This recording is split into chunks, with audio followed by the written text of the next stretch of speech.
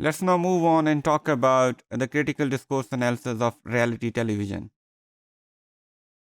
As we have already talked about, that reality TV is one of the major forms of entertainment in the contemporary family life.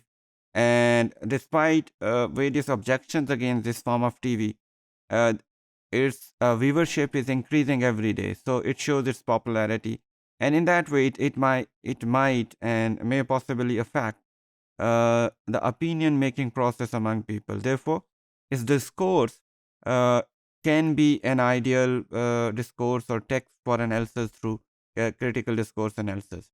That's why Lischinski also suggests that uh, some kind of reality TV based or media based critical discourse analysis can be helpful for this purpose. And he believes that it could be helpful to analyze actions and artifacts in communication and how they contribute to the making of reality.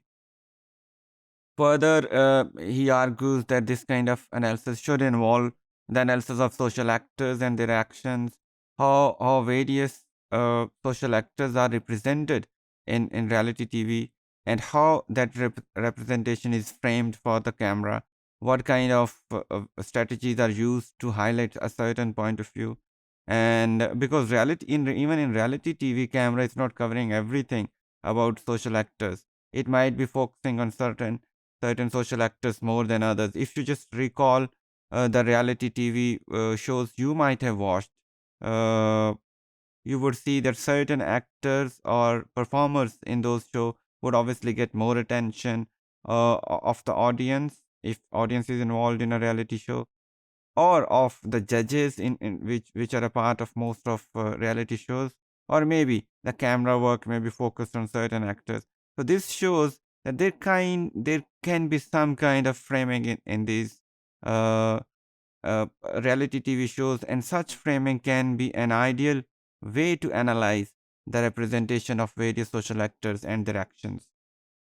And this would leads us to think about discourse as a contextualization of reality or of social practice.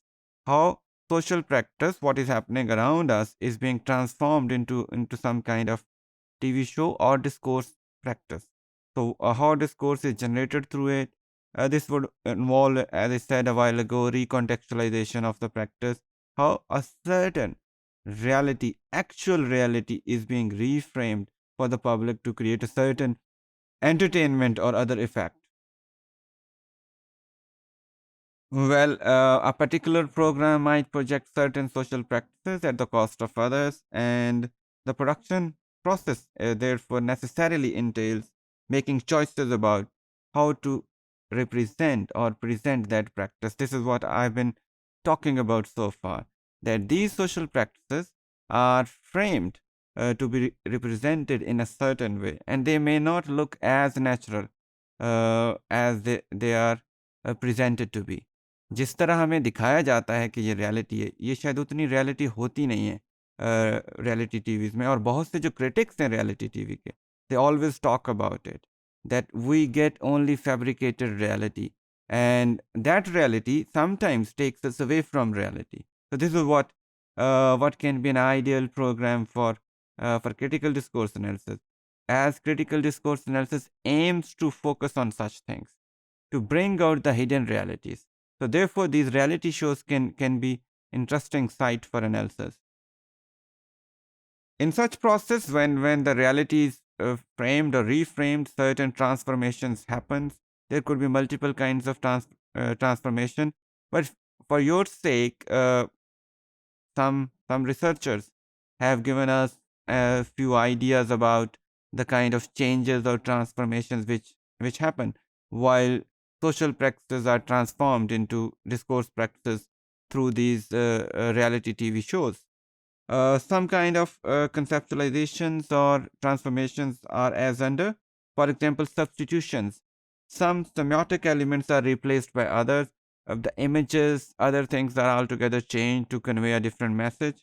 Then deletion, some are altogether deleted, which may generally be commonsensically be assumed a part of a reality, but they are not there. For example, a certain social relationship may be showing in an altogether a different in a different situation.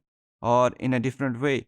So therefore, it would not only involve substitution but also deletion of certain key factors of that relationship, which do exist in the society but doesn't exist in that show. Then rearrangements. Uh, Reordering of the facts can happen, and that can be critical in manufacturing certain messages. Then additions, some new elements may be added. Cross cultural impact can be made to look normal.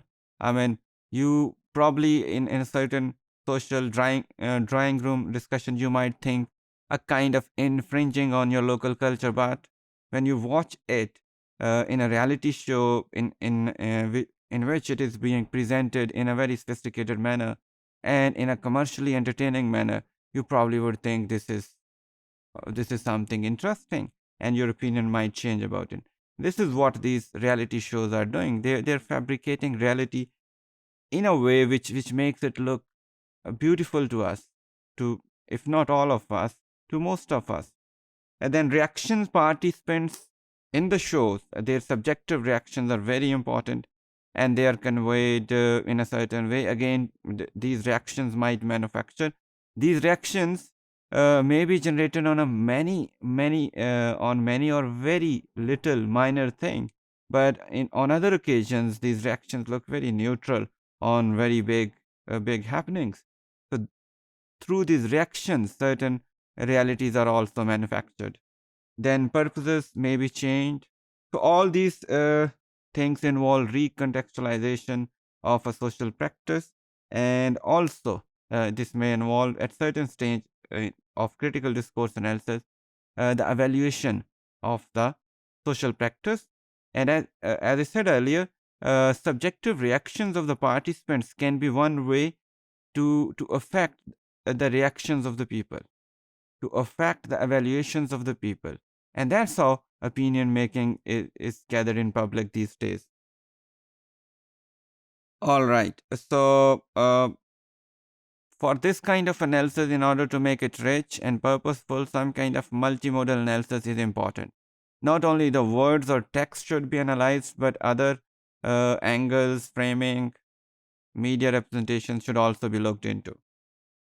If we just look into discourse, we need not only to look into the details of spoken discourse, but also audio facts, which in today's show media involves music effects and other voiceovers, then visuals, camera work, what is being focused and what is being ignored, then graphics and editing. Editing is very important because we have seen such complaints in relation to media discourse that some important elements of somebody's talk are edited based on a media's editorial policy or any other political agenda.